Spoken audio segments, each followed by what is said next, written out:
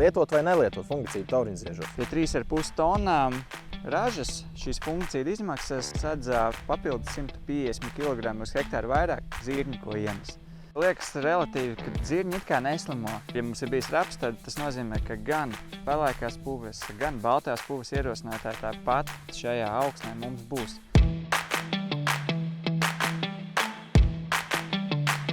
Šī zīme norāda to, ka šeit būs basu fungicīdu izmēģinājums tauriņziežos. Bet, Māri, praktisks jautājums tev.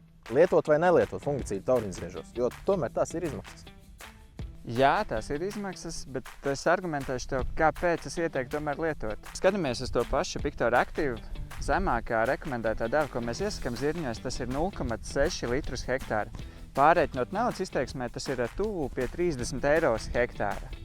Jā, sākotnēji liekas lielas izmaksas, bet pareikināsim tomēr uz to potenciālo zirņu ražu. Es teiktu, uz ko mēs tiecamies audzēt zirņu, tās ir vismaz šīs 3,5 tonnas.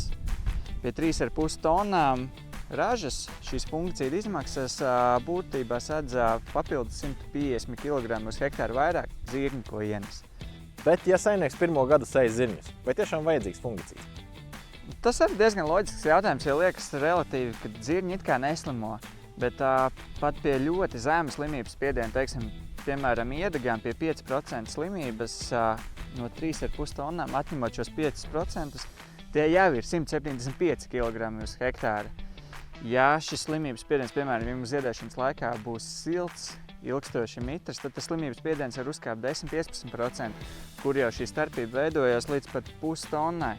Un otrs, jā, daudz argumentē, man zirņi ir pirmo gadu.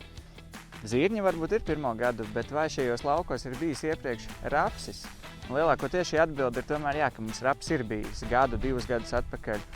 Un tad, ja mums ir bijis raps, tad tas nozīmē, ka gan tādi ierosinātāji kā pelēkās puves, gan baltās puves ierosinātāji tāpat šajā augsnē mums būs. Ar ko potenciāli tāpat kā ar iedegām būs iespējams arī inficēties zirņiem. Tātad, jā, mana rekomendācija būtu noteikti lietot fungicīdu arī zirņos, ne tikai pupās. Labi, pārliecināji, bet kāda tad būtu tehnoloģija? Kad lietot un ko lietot? Mans ieteikums būtu, protams, izvērtēt skatoties, kad mums parādās zirņos pirmās slimību pazīmes, bet visbiežāk praksē tas notiek tajā brīdī, kad zirņi tikko sāk ziedēt.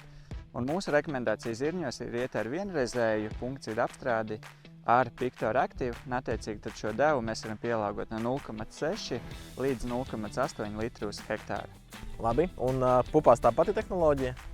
Protams, arī ieteiktu sagaidām tomēr šīs pirmās slimību pazīmes, bet pupās bieži tas jau ir nedaudz ātrāk, un tad tu nevari sagaidīt līdz tā ziedēšanai. Ja mēs varam sagaidīt līdz ziedēšanai, tad tāpat tās ejam ziedēšanas sākumā, bet pupās mēs varam iet dalīt, jo lielākoties praksē tad jau mēs to kombinējam arī ar šo insekticīdu smidzinājumu. Attiecīgi pupās tad mūsu rekomendācija ir dalīt 2 reizes Pictor Active pa 0,5 litru uz hektāru. Mūsu rekomendācija – apsekot sējumus un noteikti lietot fungicīdus tauriņziežos. Tas šajā sērijā arī viss. Tiekamies jau nākamajās sērijās.